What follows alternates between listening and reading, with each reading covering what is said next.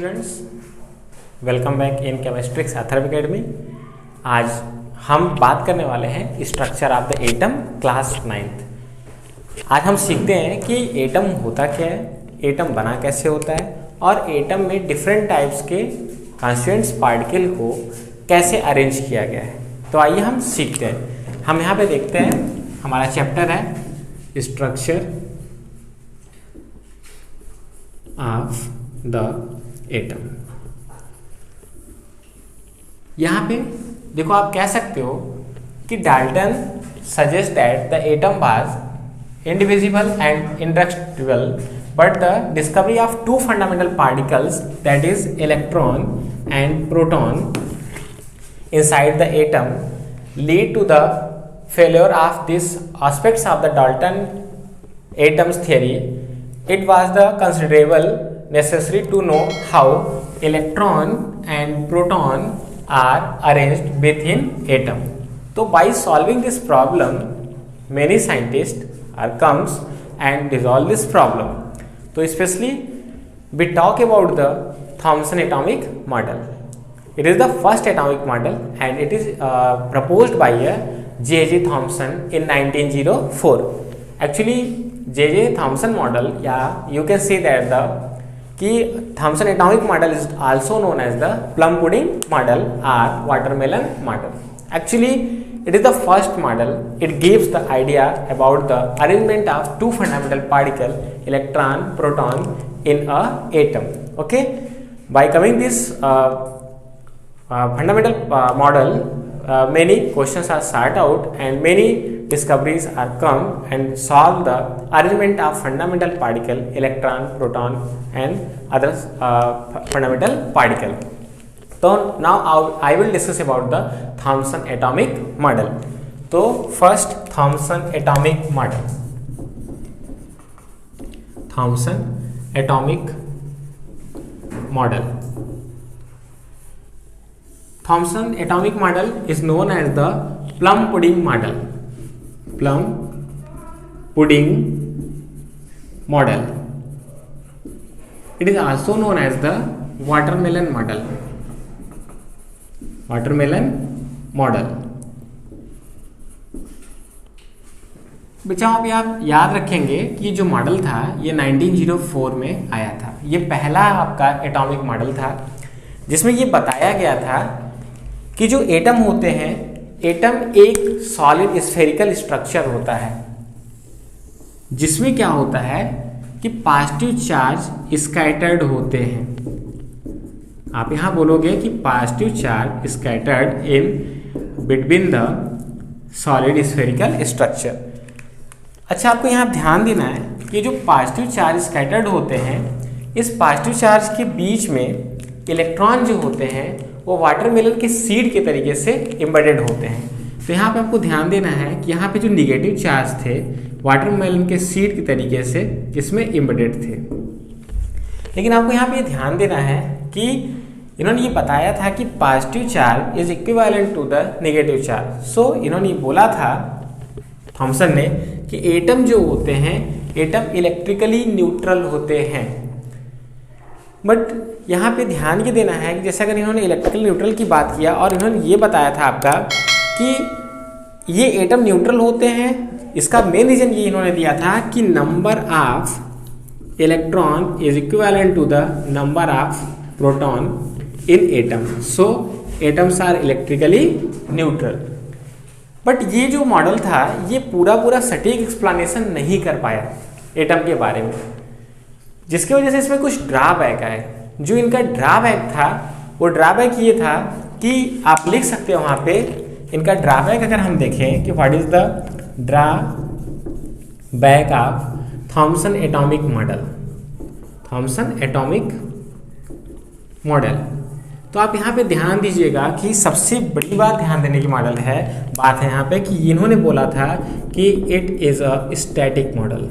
ये static model इन्होंने बताया था। और दूसरी बात यहाँ ध्यान दिएगा कि it does not reflect the move of electron. It does not reflect the move of electron. बेटा लास्ट आप बोल सकते हो यहाँ पे कि मास ऑफ द एटम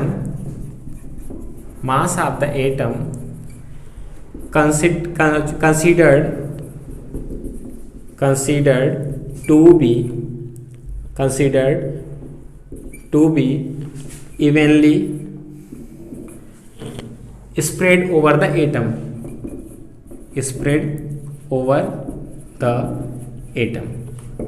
तो यहाँ पे आपको ये ध्यान देना है कि ये मॉडल क्यों फ्लॉप हुआ। क्यों? क्योंकि इन्होंने बताया था कि स्टैटिक मॉडल है। इन्होंने बताया इसमें इन्होंने इलेक्ट्रॉन के मूव को नहीं रिप्रेजेंट कर पाया था। यहाँ बताया गया था कि mass of the atom considered to be the eventually spread over the atom. Okay, यहाँ पे eventually spread over the atom की इन्होंने बात कर दी थी, जो कि इनका मेन ड्रॉबैक्स था। अब अगले मॉडल की बात करते हैं। यहाँ पे जो अगले साइंटिस्ट थे वो थे अर्नेस्ट रदरफोर्ड, जिन्होंने अपना मॉडल प्रपोज किया था 1911 में, जिनको हम बोलते हैं रदरफोर्ड एटॉमिक मॉडल। तो आइए डिस्कस करते हैं रदरफोर्ड एटॉमिक मॉडल को। रदरफोर्ड एटॉमिक मॉडल, आपको यहाँ ध्यान देना है कि रदरफोर्ड ने क्या किया था, इसको अल्फा स्कैटरिंग एक्सपेरिमेंट से प्रूफ किया था। तो हम यहाँ पे देखते हैं अल्फा स्कैटरिंग एक्सपेरिमेंट। देखो यहाँ पे जो अल्फा स्कैटरिंग एक्सपेरिमेंट था, इन्होंने क्या किया था कि एक गोल्ड फॉयल लिया था। इस गोल्ड फॉयल पे इन्होंने जो गोल्ड फॉयल लिया, इस गोल्ड फॉयल पे इन्होंने क्या किया कि अल्फा पार्टिकल से बम्बार्डमेंट किया। जैसे ही इन्होंने अल्फा पार्टिकल से बम्बार्डमेंट किया, यहाँ पर कुछ जो अल्फा पार्टिकल थे वो इसके पास जाते ही बेंड हो जा रहे थे, इससे टकराकर। कुछ ऐसे अल्फा पार्टिकल थे जो इसे क्या कर जा रहे थे, पास कर जा रहे थे, इसको पास करके बाहर निकल जा रहे थे। बट कुछ ऐसे पार्टिकल थे अल्फा के जो जाते थे और डिफ्लेक्टेड हो करके वापस चले आते थे। तो यहाँ पे हम तीन बातों को समझते हैं। ये अल्फा पार्टिकल जो थे, alpha particle in the sense, बेटा आप अल्फा पार्टिकल को बोल सकते हो कि हीलियम एटम 2He4। आप यहाँ बोल सकते हो कि इस अल्फा पार्टिकल एक्सपेरिमेंट में, अल्फा स्कैटरिंग एक्सपेरिमेंट में जो गोल्ड फॉयल पे बम्बार्डमेंट की गई थी अल्फा पार्टिकल की, तो उसमें जो बेंड होकर के जो है यहाँ से लौट जा रहे थे, कुछ क्या कर रहे थे, इसे क्रॉस कर जा रहे थे, और कुछ फाइनली जा करके टकरा कर वापस लौट आते थे। तो इस एक्सपेरिमेंट के बेसिस पर रदरफोर्ड ने ये बताया कि एटम हैज़ 2 पार्ट, एटम के पास 2 पार्ट होते हैं। बेटा इन्होंने एटम को 2 पार्ट में बांटा और बताया कि एक बीच में इसके ऐसा सॉलिड मास है जिससे अल्फा पार्टिकल जाकर वापस लौटकर टकराने के बाद चले आते हैं। तो इन्होंने बताया कि एटम के बीच में कोई एक सॉलिड मास होता है जिससे कि अल्फा पार्टिकल टकरा कर वापस आ जाते हैं, और इन के बीच में एक एम्प्टी स्पेस होता है जिससे कि अल्फा पार्टिकल बाहर निकल जाते हैं, और इस एम्प्टी स्पेस के बाहर एक ऐसा प्लेस होता है सराउंडिंग में जहाँ से कि खाली क्या होते हैं, स्मॉल एंगल से डिफ्लेक्टेड होते हैं। तो इन्होंने ये बताया अपने मॉडल में कि atom has 2 part, first nucleus, बेटा जहाँ पे प्रोटॉन सचुएटेड थे, और ये जो उन्होंने बाहर वाला पार्ट बताया जहाँ इलेक्ट्रॉन रिवॉल्व कर रहा था, इसको इन्होंने कहा कि it is the extra nuclear part. Extra nuclear part, ये एक्स्ट्रा न्यूक्लियर पार्ट इन्होंने बताया था। तो इन्होंने ये बताया कि न्यूक्लियस इज द, जो न्यूक्लियस था यहाँ पे, इस न्यूक्लियस में पूरे टोटल मास कंज्यूम होते हैं एटम के। तो यू कैन से दैट कि total mass of the atom consume in a nucleus, and around the nucleus electron revolve around the nucleus in extra nuclear part. फिर से समझते हैं हम लोग यहाँ पे कि इन्होंने ये बताया था कि जो सॉलिड मास जो है एटम के बीच में, जिसको हम न्यूक्लियस बोलते हैं, इस न्यूक्लियस के बाहर एक्स्ट्रा न्यूक्लियर पार्ट में इलेक्ट्रॉन रिवॉल्व करते हैं। एक बात ध्यान देना है बच्चों आपको कि Rutherford atomic model also known as the solar model or planetary model, ये इसको इसलिए बोलते हैं क्योंकि इन्होंने ये बताया था कि जिस तरीके से सन के अराउंड में अदर प्लैनेट्स मूव करते हैं, ठीक उसी तरीके से electrons move around the nucleus, electrons move around the nucleus. और यहाँ पे हम दूसरी बात समझते हैं, यहाँ पे अगर हम दूसरी बात को देख लें तो इन्होंने ये बताया था कि जो न्यूक्लियस का साइज होता है वो एटम के विद रिस्पेक्ट छोटा होता है। यहाँ पे इलेक्ट्रॉन जो मूव करते हैं इसका मास m होता है और ये वेलोसिटी v से मूव करता है। अच्छा ध्यान देना है, आप यहाँ बोल सकते हो कि sir proton is positive charge and electron is negative charge, तो क्या एक दूसरे को अट्रैक्ट नहीं करेगा? यहाँ पे अट्रैक्ट करेंगे अगर, तो ये तो कोलैप्स कर जाना चाहिए। इलेक्ट्रॉन को, जो इलेक्ट्रॉन है ये नेगेटिव चार्ज है और प्रोटॉन पॉजिटिव चार्ज है, तो इन दोनों के बीच में अट्रैक्शन फील होना चाहिए, बट ऐसा नहीं होता। एक्चुअली क्या होता है कि जब इलेक्ट्रॉन मूव करता है एक्स्ट्रा न्यूक्लियर पार्ट में, तो वहाँ पे एक फोर्स क्रिएट हो जाती है जिसको बोलते हैं सेंट्रीफ्यूगल फोर्स F = mv²/r, जिसकी वजह से क्या होती है, इलेक्ट्रॉन जो है अपने ही ऑर्बिट में मूव करती है। ऑर्बिट उसको बोलते हैं कि the space where electrons are find, ठीक है, and electrons are revolve known as the orbit. But यहाँ पे हम देखते हैं, यहाँ पे क्या हुआ कि यहाँ पे जो रदरफोर्ड का एटॉमिक मॉडल था, इनके भी मॉडल में कुछ कमियां रह गई थी। जैसे अगर इनके हम ड्रॉबैक की बात करें तो इन्होंने जेमान इफेक्ट और स्टार्क इफेक्ट की बात नहीं कर पाया था। और साथ साथ में आप यहाँ पे ये ध्यान दीजिएगा कि यहाँ पे जो एनर्जी लेवल थी, ठीक है, यहाँ पे जो रिलेटेड एनर्जी लेवल थी, जो सर्कुलर पाथ था, वहाँ पे इन्होंने इसके जो है एक्सप्लेनेशन को नहीं कर पाया था। तो इसलिए जो है इस मॉडल में कुछ कमियां रह गई। तो आइए हम आगे देखते हैं। इन्होंने ये बताया था रदरफोर्ड ने कि जो यहाँ पे स्टेबिलिटी होती है, इन्होंने एटम की स्टेबिलिटी की बात नहीं की थी, जो कि इनके मेजर ड्रॉबैक थे। हम आगे देखते हैं बोहर एटॉमिक थियरी को। बट एक्चुअली यहाँ पे बोहर के पहले सोमरफील्ड आए थे। इन्होंने भी अपने जो है इलिप्टिकल मॉडल को प्रपोज किया, बट जो इलिप्टिकल मॉडल था सोमरफील्ड का वो भी फ्लॉप था।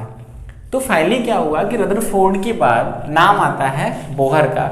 बोहर ने क्या किया था कि जो कमियां रह गई थी रदरफोर्ड के एटॉमिक मॉडल में, उन्होंने इसको दूर किया था। इन्होंने ये बोला था कि atom have two part, atom के पास दो पार्ट होते हैं, एक न्यूक्लियस जिसमें प्रोटॉन और न्यूट्रॉन सचुएटेड होते हैं, और दूसरा पार्ट जिसमें कि इलेक्ट्रॉन रहता है, this is known as the extra nuclear part. But इन्होंने ये बताया था कि यहाँ पे कि only certain special orbit known as the discrete orbit of electron are allowed inside the atom. But यहाँ पे एक बात इन्होंने और बोला था अपना स्टेटमेंट कि while revolving in discrete orbit the electron do not radiate energy. These orbits are cell called the energy level in atom. इनका थर्ड पोस्टुलेट था कि एटम्स आर रिवॉल्व अराउंड आप यहाँ बोल सकते हैं कि इलेक्ट्रॉन केवल उन्हीं ऑर्बिट में मूव करता है जो NH/, जो है 4 पाई का मल्टीपल इंटीग्रल होता है। तो देखिए यहाँ पे जिन्होंने स्पेशल डिस्क्रीट ऑर्बिट या सेल के बारे में बताया था, जो है न्यूक्लियस के, उनका इन्होंने नाम दिया था, ठीक है, रिस्पेक्टिवली KLMN। तो इनको जो नाम दिया गया था ये था K सेल, L सेल, ठीक है, फिर उन्होंने इसको नाम दिया था M सेल, इस तरीके से उन्होंने इसको नेम दिया था N सेल। तो यहाँ पे याद रखना है आपको कि यहाँ पे जो वैल्यू थी KLM की, यहाँ के लिए 1, n = 2, n = 3, n = 4 respectively and so on. इनका एक सबसे मेजर पोस्टुलेट ये था, इन्होंने ये बताया था कि जो मैक्सिमम नंबर ऑफ इलेक्ट्रॉन होते हैं किसी सेल में वो कितने प्रेजेंट होते हैं। तो यहाँ पे इन्होंने बताया था कि maximum number of electron present in a shell is 2n²। तो आप इस पॉइंट को नोट आउट कर सकते हैं कि maximum number of electron present in shell is 2n²। इस स्टेटमेंट के बेसिस पे हम कैलकुलेशन करते हैं नंबर ऑफ इलेक्ट्रॉन का कि how many number of electron present in respective shell K, L, M and N shell. तो सेल का मतलब आप समझते हो ना कि सेल का मतलब कि ऐसा प्लेस जहाँ पे क्या करते हैं, इलेक्ट्रॉन मूव करते हैं। इसमें इलेक्ट्रॉन क्या करते हैं, रिस्पेक्टिवली इलेक्ट्रॉन्स जो होते हैं ये मूव करते हैं। और किसके अराउंड मूव करते हैं, न्यूक्लियस के, याद रखिएगा बच्चों, न्यूक्लियस के अराउंड मूव करते हैं। अगर इस स्टेटमेंट पे आते हैं कि maximum number of electron present in shell is 2n², तो इसको हम लोग जो है देखते हैं। तो ध्यान दीजिएगा, यहाँ बात करते हैं सेल की, ठीक है, यहाँ बात करते हैं नंबर ऑफ सेल की, और यहाँ हम देखते हैं कि मैक्सिमम नंबर ऑफ इलेक्ट्रॉन। तो जो सेल होते हैं, सेल कौन कौन से हो सकते हैं आपके, अभी मैंने बताया कि एल, एम एंड एन। तो इसके लिए आप नंबरिंग करते हो तो इसके लिए नंबरिंग आपका हो जाएगा 1, 2, 3, 4 एंड रेस्पेक्टिवली सो ऑन। अगर इस फार्मूले से हम फार्मूलेट करते हैं, ये n की वैल्यू है, अगर हम यहाँ फार्मूलेट करते हैं 2n² फार्मूला से, तो आप क्या कर सकते हो, n की वैल्यू आपको 1 पुट करना है, तो 2 × 1 का स्क्वायर इक्वल टू 2। इस तरीके से आप कर सकते हो, 2 × n की वैल्यू 2 है, n की स्क्वायर में आप यहाँ क्या पुट करोगे, 2, okay, value of n is 2। तो आपका क्या हो जाएगा यहाँ पे, 2 × क्या हो जाएगा, 2 × 2 = 4, तो आपका हो जाएगा 8। तो आप यहाँ पे इस तरीके से m में देख सकते हो n की वैल्यू 3 है, तो 2 × 3 का स्क्वायर, तो क्या लिखोगे यहाँ पे, 2 × 9 क्या हो जाएगा आपका 18 हो जाएगा।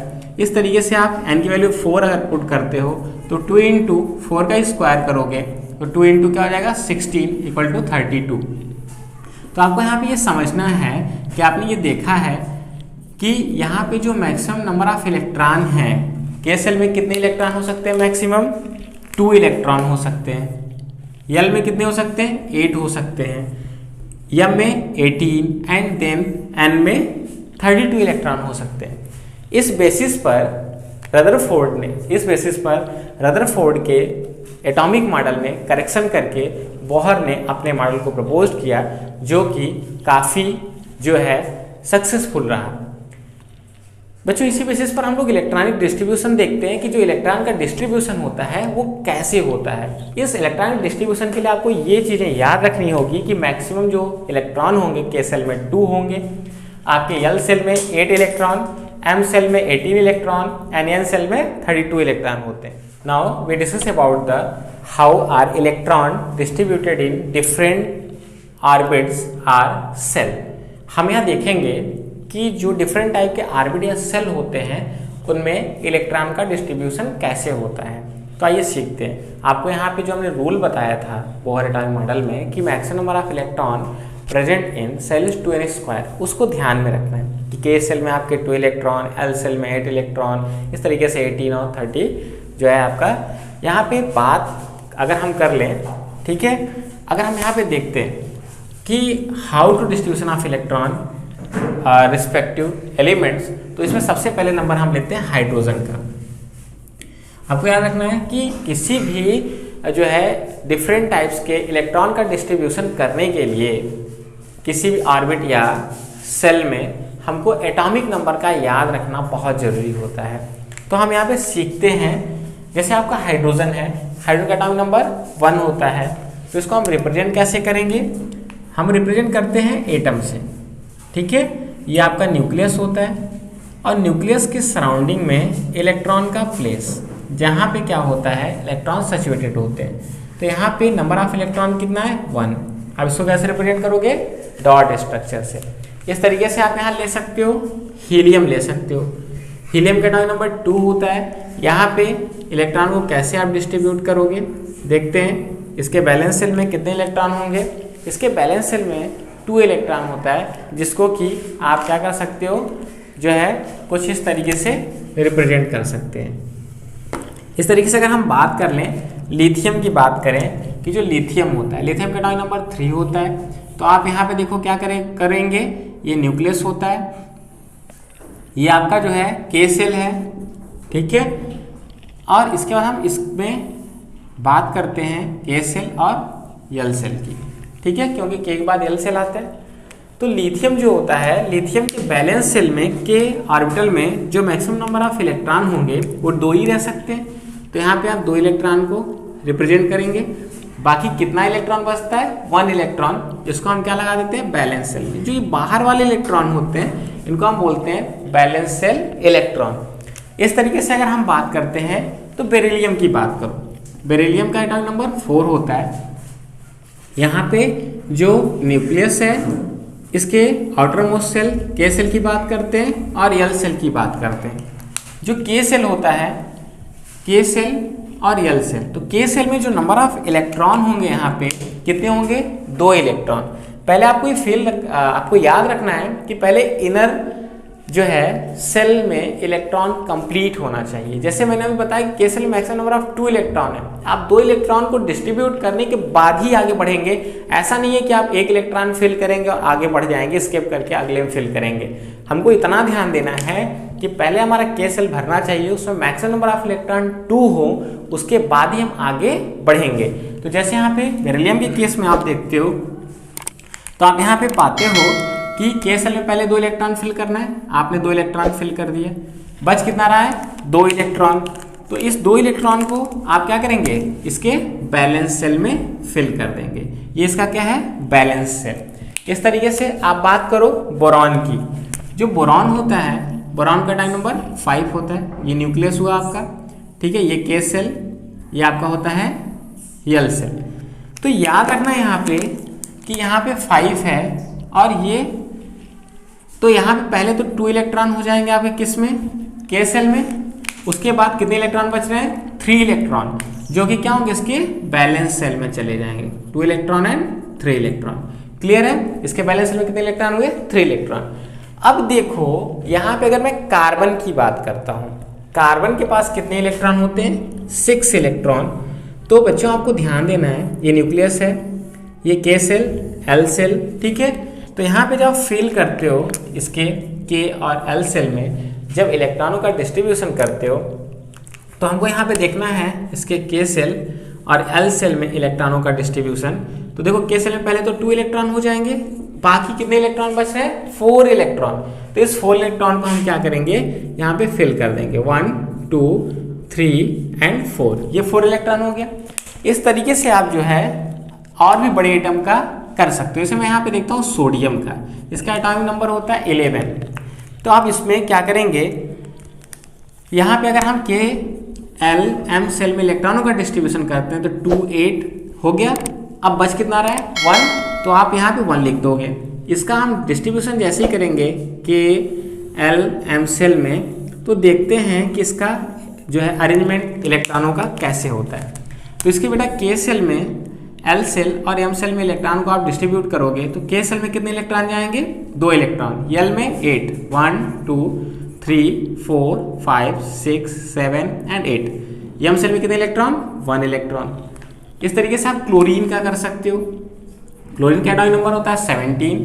तो आइए हम देखते हैं, ये न्यूक्लियस हुआ, ये जो है K shell, L shell, M cell.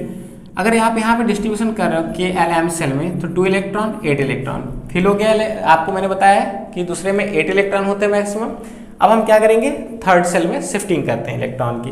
तो कितने इलेक्ट्रॉन बच रहे हैं, यहाँ तक तो 10 इलेक्ट्रॉन हो गए, यहाँ 7 इलेक्ट्रॉन। तो आइए फिल करते हैं कि यहाँ पे कितने इलेक्ट्रॉन होंगे। इसके के सेल, एल सेल और एम सेल में बात करोगे तो के सेल में 2 इलेक्ट्रॉन, ओके। फिर आगे बढ़ते हो तो एल सेल में अभी हमने देखा 8 इलेक्ट्रॉन है, 1 2 3 4 5 6 7 एंड 8 इलेक्ट्रॉन। आपका बच रहा है क्लोरीन का, यहाँ एम सेल में क्लोरीन में इलेक्ट्रॉन, तो एम सेल में आपके 7 इलेक्ट्रॉन है, 1 2 3 4 5 6 एंड 7। तो यहाँ पे 7 इलेक्ट्रॉन हो जाते हैं। बेटा आप इसको ध्यान दीजिएगा कि जो अरेंजमेंट है या डिस्ट्रीब्यूशन है आपका इलेक्ट्रॉन का डिफरेंट ऑर्बिट में, इसको आप इलेक्ट्रॉनिक कॉन्फ़िगरेशन भी बोल सकते हो। इलेक्ट्रॉनिक कॉन्फ़िगरेशन का मतलब ये होता है कि distribution of electron in shell और सब सेल, स्पेशली हम यहाँ सेल की बात करेंगे क्योंकि हम यहाँ पे क्लासिकल एटॉमिक मॉडल की स्टडी कर रहे हैं। तो आप इसका जो है स्क्रीनशॉट ले सकते हो या आप इसको नोट कर सकते हो। अब हम यहाँ देखते हैं जो हमारा नेक्स्ट टॉपिक होगा atomic number and atomic mass. तो हम यहाँ पे देखते हैं कि एटॉमिक नंबर को हम कैसे समझेंगे। आइए एटॉमिक नंबर देखते हैं। बच्चों आपको ध्यान देना है कि एटॉमिक नंबर जो होता है वो जेड से रिप्रेजेंट किया जाता है और जो मास नंबर होता है उसको हम एम से रिप्रेजेंट करते हैं। जैसे सपोज दैट आप मान लीजिए आपके पास एक अननोन एलिमेंट है एक्स, ओके, यहाँ जेड होता है और आप यहाँ पे ए लिखते हो। बेटा जो ए और जेड होता है ये रिस्पेक्टिव रिप्रेजेंट करते हैं आपके, ठीक है, ए रिप्रेजेंट करता है एटॉमिक मास को या इसको एटॉमिक वेट बोल सकते हो और Z represent the atomic number. और जो एक्स है बेटा it is the symbol of element, ये एलिमेंट का सिंबल है। जैसे अगर आप यहाँ बात करते हो कि व्हाट इज एटॉमिक नंबर, तो बच्चों आपको हमेशा याद रखना है कि जो जेड होता है एटॉमिक नंबर ये किसके बराबर होता है, नंबर ऑफ इलेक्ट्रॉन आर जो है नंबर ऑफ प्रोटॉन के बराबर होता है। लेकिन आप ध्यान दीजिएगा कि ये केवल जो एप्लीकेबल होता है किसी न्यूट्रल एटम के लिए, जिस कंडीशन में जबकि ना तो कोई इलेक्ट्रॉन को लूज कर रहा हो या इलेक्ट्रॉन को एक्सेप्ट कर रहा हो। अगर वैसे आप बात करोगे तो यहाँ आप लिखोगे कि Z इक्वल टू P, मतलब कि एटॉमिक नंबर जो होता है वो नंबर ऑफ प्रोटॉन के बराबर होता है। अगर आपको नंबर ऑफ प्रोटॉन पता है तो आप एटॉमिक नंबर फाइंड कर सकते हो, या आपके पास एटॉमिक नंबर है तो आप नंबर ऑफ इलेक्ट्रॉन और नंबर ऑफ प्रोटॉन का पता लगा सकते हो। इसी सीक्वेंस में अगर हम देखें जो है एटॉमिक मास को, तो एटॉमिक मास जो होता है, एटॉमिक मास या एटॉमिक वेट जो होता है आपका, वो होता है आपका नंबर ऑफ प्रोटॉन या प्लस नंबर ऑफ न्यूट्रॉन। तो आप यहाँ पे लिखोगे कि atomic mass represented by the A, आप बेटा यहाँ बोलोगे कि A equal to P plus N. कहने का मतलब ये है कि जो एटॉमिक नंबर होता है, atomic number is the sum of number of proton and number of neutron. ये सम होता है प्रोटॉन और न्यूट्रॉन का। इस फार्मूले के बेसिस पर आप न्यूट्रॉन को भी फाइंड कर सकते हो अगर आपको एटॉमिक मास और नंबर ऑफ प्रोटॉन पता हो। तो आइए हम यहाँ पे क्वेश्चन ट्राई करते हैं। आप अगर क्वेश्चन ट्राई करना चाहते हो तो हम यहाँ पे देखते हैं। जैसे हम बात कर लें सोडियम की एग्जाम्पल के बेसिस पे। अब यहाँ पे कह रहा है इसका एटॉमिक नंबर दिया है 11, ओके। तो क्वेश्चन कह रहा है कि फाइंड द, ठीक है, find the number of electron, proton and neutron. आपको पता है कि जो न्यूट्रॉन होता है वो न्यूट्रल चार्ज होता है, इसके ऊपर कोई चार्ज नहीं होता है। तो बच्चों यहाँ समझना है हमको कि हमको इलेक्ट्रॉन, प्रोटॉन और न्यूट्रॉन कैलकुलेट करना है। तो आइए हम यहाँ कैलकुलेट करते हैं और यहाँ पे हमको दिया है इसका एटॉमिक नंबर, ठीक है, और इसका मास नंबर होता है 23। तो अगर हम यहाँ पे फाइंड करते हैं इसका एटॉमिक नंबर आपको दिया है, तो आप ध्यान देना, अभी मैंने आपको बताया है कि Z equal to number of electron और नंबर ऑफ प्रोटॉन। तो आप यहाँ पे Z कितना दिया है, एटॉमिक नंबर इसका 11 दिया है और यहाँ पे मास नंबर कितना दिया है 23। तो इस बेसिस पर अगर आप बात करते हो तो नंबर ऑफ इलेक्ट्रॉन तो आप इजी वे में फाइंड कर सकते हो। जैसे number of electron equal to क्या हो जाएगा, यहाँ पे 11 हो जाएगा। नंबर ऑफ प्रोटॉन की बात कर लो तो क्या हो जाएगा, यहाँ पे 11 हो जाएगा। बट आपके लिए एक समस्या क्रिएट हो जाती है कि सर हम नंबर ऑफ न्यूट्रॉन कैसे कैलकुलेट करें। तो by using this formula you will find the number of electron. आपको पता है कि A equal to P plus N होता है। यहाँ पे नंबर ऑफ प्रोटॉन आपको पता है और नंबर ऑफ जो है एटॉमिक मास भी आपको पता है। तो आप यहाँ पे इस वैल्यू को पुट करके न्यूट्रॉन को कैलकुलेट करेंगे। A कितना दिया है 23 equal to number of proton क्या है यहाँ पे 11 प्लस जो नंबर ऑफ न्यूट्रॉन है इसको फाइंड करना है। तो आप यहाँ का क्या करोगे, 23 माइनस 11 इक्वल टू n, तो आपका क्या हो जाएगा, आप इसमें सब्ट्रैक्ट करोगे, आप अगर यहाँ सब्ट्रैक्ट करते हो तो आपका क्या होगा, यहाँ पे 12, कितना हो जाएगा 12, तो यहाँ पे क्या होंगे 12 नंबर ऑफ न्यूट्रॉन होंगे, तो न्यूट्रॉन की कितना है आपका वैल्यू 12, तो यहाँ आपको पता चलेगा 12 न्यूट्रॉन, 11 प्रोटॉन और इलेक्ट्रॉन कितने हो गए 11, तो आप यहाँ लिख दोगे इलेक्ट्रॉन कितने हो गए 11, प्रोटॉन कितने हो गए 11, न्यूट्रॉन कितने हो गए आपके 12। ये बात क्लियर हो गई आपको। इस तरीके से आप कई क्वेश्चन को ट्राई कर सकते हो। अब हम लोग यहाँ पे देखते हैं लास्ट टॉपिक को इस चैप्टर के, आइसोबार, आइसोटोप्स, आइसोटोन्स और आइसोडाइफर्स। इसमें हम अलग अलग चीज़ों को देखते हैं। तो सबसे पहले हम यहाँ पे डिस्कस करने जा रहे हैं आइसोटोप्स को। जो आइसोटोप्स होते हैं, इस आइसोटोप्स को देने वाले कौन थे, सोडी, एक साइंटिस्ट थे सोडी, इन्होंने प्रपोज किया था आइसोटोप्स को।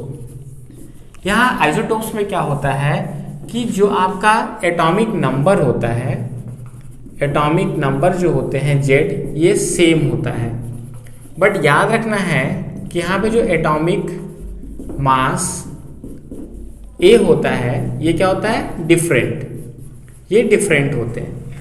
अच्छा, जैसे हम यहाँ पे एग्जाम्पल की बात कर लें, अगर हम एग्जाम्पल लेते हैं यहाँ पे, तो जैसे हम क्लोरीन को लें तो क्लोरीन जो होता है इसका एटॉमिक नंबर 17 होता है, बट ये आइसोटोपिक फॉर्म में इनका एटॉमिक मास डिफरेंट होता है। जैसे एक क्लोरीन होता है, इसका 35 होता है और इसका क्या होता है 37 होता है। तो आप यहाँ देखना कि अगर हम यहाँ बात करते हैं इलेक्ट्रॉन की, तो इसमें कितने इलेक्ट्रॉन है 17, ओके। अगर प्रोटॉन की बात करें तो प्रोटॉन भी 17 होंगे। अगर हम न्यूट्रॉन की बात करें तो इसको सब्ट्रैक्ट कर दो 30, यहाँ पे न्यूट्रॉन जब फाइंड करोगे तो हम एटॉमिक मास में से एटॉमिक नंबर को सब्ट्रैक्ट करते हैं, तो आपको यहाँ फाइंड होगा 18, तो नंबर ऑफ न्यूट्रॉन क्या हो गया 18।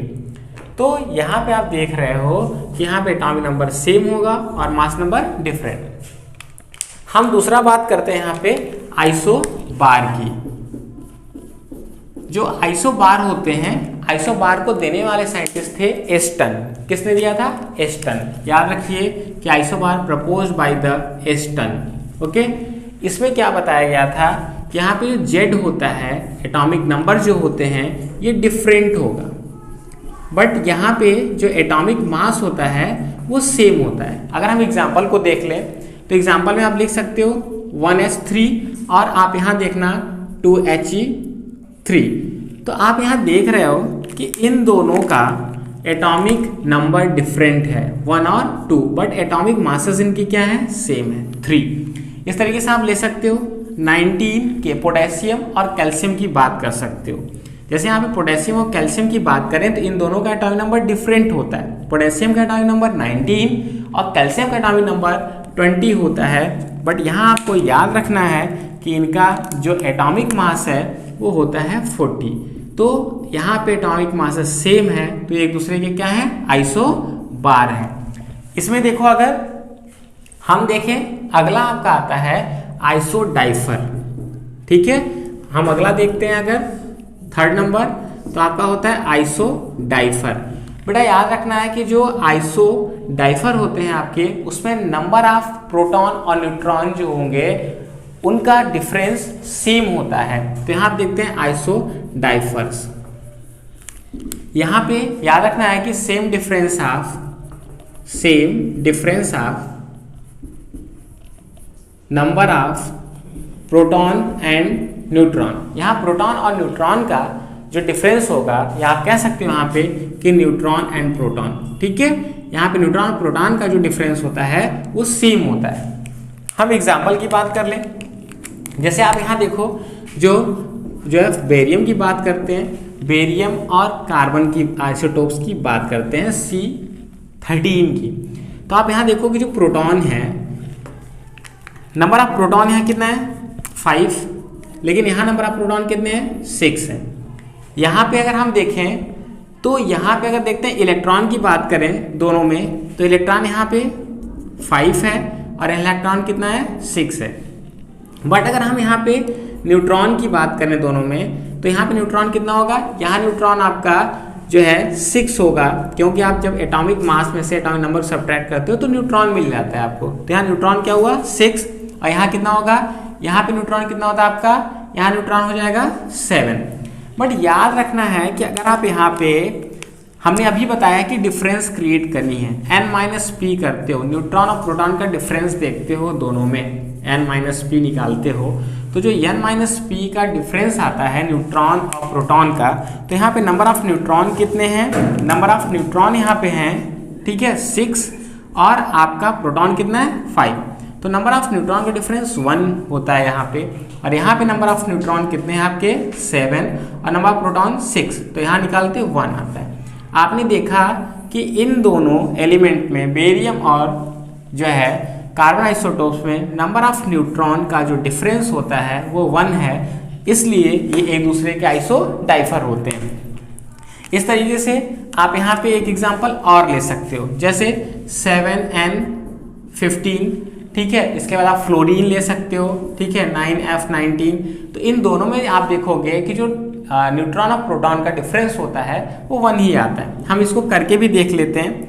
जैसे आप यहाँ पे अगर इसको ट्राई करते हो, न्यूट्रॉन, इसको आप फाइंड करो इलेक्ट्रॉन, प्रोटॉन और न्यूट्रॉन को, तो आप क्या फाइंड करते हो, इलेक्ट्रॉन होता है 7, प्रोटॉन 7 होता है, और आप यहाँ पे जो न्यूट्रॉन निकालते हो, न्यूट्रॉन होता है 8।